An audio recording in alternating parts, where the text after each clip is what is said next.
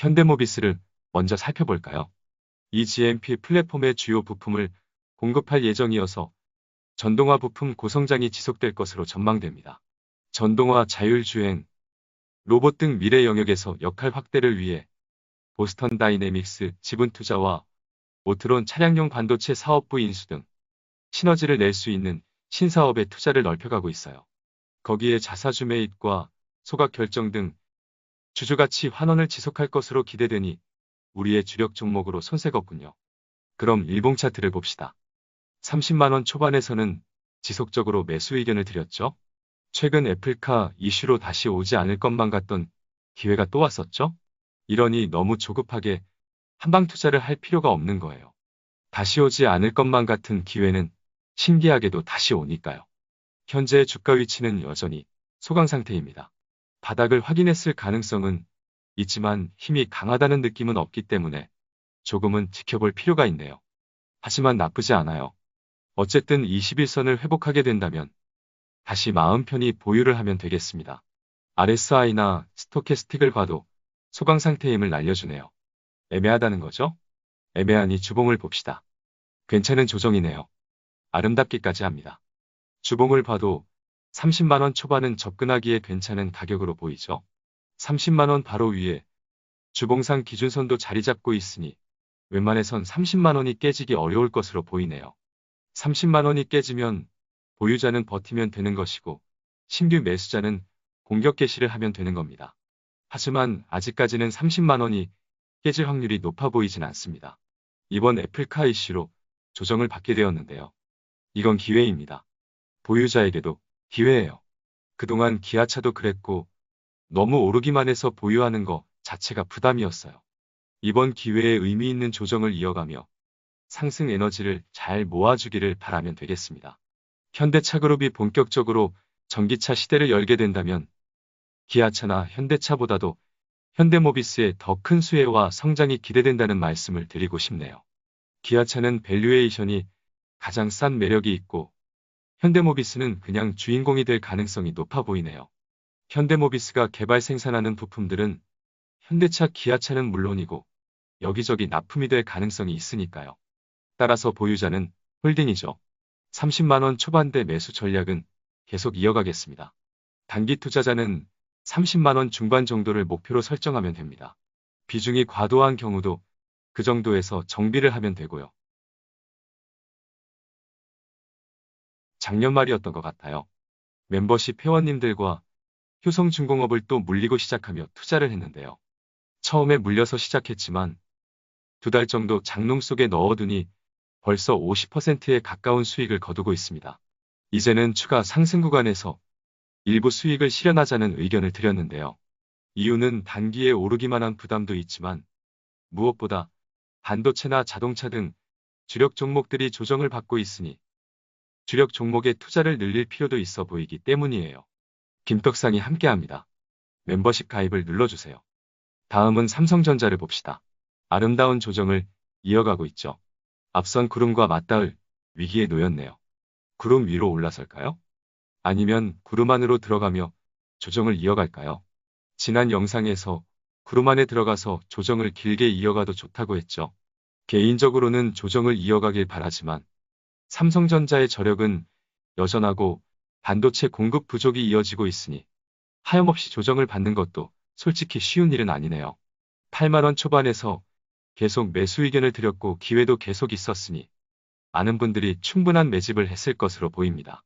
스토캐스틱이나 RSI를 봐도 충분한 조정을 받은 것으로 보이긴 하네요. 다음 주 반등을 기대해 볼까요? 굳이 다음 주가 아니더라도 결국엔 반등이 나올 것이고 21선 위로 회복이 당연히 될 겁니다. 21선 아래에서는 최대한 싸게 적립을 이어가면 되는 것이고 8만 원이 깨지면 공격 개시와 뻐기기를 하면 되는 것이고 21선이 회복이 되면 또다시 마음 편하게 보유를 해가면 되는 겁니다. 더 볼 것도 없죠? 그렇게 삼성전자가 지갈길 가기 시작하면 SNS텍이나 원희가 EPS나 솔브레인이나 우리가 함께 살펴보던 반도체 소부장 기업들도 지갈길 갈 겁니다. 반도체는 조정 시 삼성전자 위주로 매집을 하고 최대한 엉덩이를 무겁게 투자하세요. 절대 후회하지 않을 겁니다. 다음은 카카오를 봅시다. 카카오도 김떡상이 30만 원대 바닥에서도 사자고 하고 40만 원이 넘어서도 사자고 하고 조정을 받아도 50만 원은 갈 거라고 두고 보라고 했죠. 그렇게 많은 분들이 카카오에 투자를 하고 계신 걸로 알고 있어요. 카카오도 우리의 주력 종목이죠. 이 정도면 제 말이 맞았네요. 50만 원을 코앞에 두고 있어요. 이렇게 될 줄은 우린 오래전부터 알고 있었죠. 그럼 지금 상황을 자세하게 살펴볼까요? 카카오 일봉 차트를 봅시다. 윗꼬리가 없는 장대 양봉이 나왔네요. 급등뒤 조정은 당연하지만 이 정도 장대 양봉은 조정이 예상되더라도 홀딩할 수 있는 신호네요. 스토캐스틱을 봐도 추가 상승을 이어갈 태세네요. RSI는 아직도 과열 구간에 진입조차 하지 않았으니 추가 상승 여력은 충분해 보이는군요. 좋네요. 수급이나 봅시다. 외국인 작품이군요. 연기금이 분위기 파악 못하고 카카오도 매도를 했군요. 어쨌든 외국인 수급이 상당히 좋았으니 수급도 좋습니다. 김떡상이 카카오 50만 원은 당연히 간다고 했는데요. 50만 원에 근접을 하니 이제 어떡하냐고 묻는 질문이 많네요. 답변은 심플합니다. 계속 투자하세요. 카카오는 성장이 꺾일 수 있는 악재가 없는 한 계속 투자해도 됩니다. 더 높은 수익을 기대할 수 있는 주식이 보일 때나 일부 수익을 실현하고 교체하는 정도는 괜찮고요. 카카오는 저도 주주이지만 솔직히 별로 신경을 안 써요. 카카오는 리포트를 찾아본 지도 오래된 것 같네요. 안 봐도 카카오의 고성장은 계속 이어질 거니까요. 그러니 더 높은 수익이 기대되는 주식이 보일 때나 일부 수익을 실현하면 되겠습니다. 지금 사도 되냐고요? 장난이시죠? 다음은 삼성 SDI를 봅시다. 탄탄하네요. 우리는 30만 원대부터 투자를 시작했고 40만 원 초반을 가장 길게 공략했기 때문에 많은 분들이 2배에 가까운 수익을 실현 중이실 것 같네요. 싸게 산 주식은 중간에 체크만 해주고 여전히 묻으면 되죠? 그러니 점검을 해봅시다.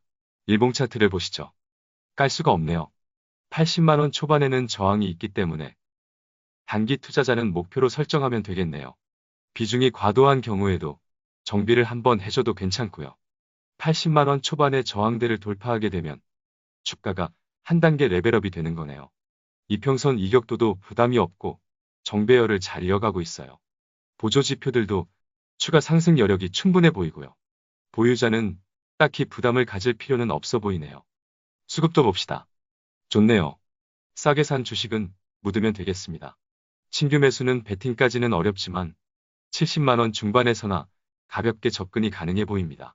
오늘 살펴본 종목들은 우리의 주력 종목이면서 꿈의 주식이죠. 오늘 점검을 해보니 여전히 투자를 이어가는데 문제가 없다는 것을 다시 한번 더 확인이 되었습니다. 삼성전자를 비롯한 반도체는 다음 주 반등을 모색할 가능성이 있으나 반등이 나오지 않는다면 기회가 이어지는 거네요. 현대모비스를 비롯한 자동차 섹터는 재미없는 흐름이 예상되니 이 기회에 상승 에너지를 확실하게 모아주는 조정 흐름이 이어지길 바라면 되는 거고요. 카카오와 삼성 SDI는 너무 욕심을 부리지 말고 비중만 잘 체크하며 보유해가면 좋겠네요. 다시 봐도 든든하죠? 오래전부터 김떡상이 두고 보라며 함께 해온 주식이네요. 김떡상이 매일 두고 보라는 말을 하지만 근거 없이 두고 보라는 게 아니죠. 그렇게 김떡상과 함께라면 여러분은 올해도 떡상하실 겁니다. 두고 보시죠.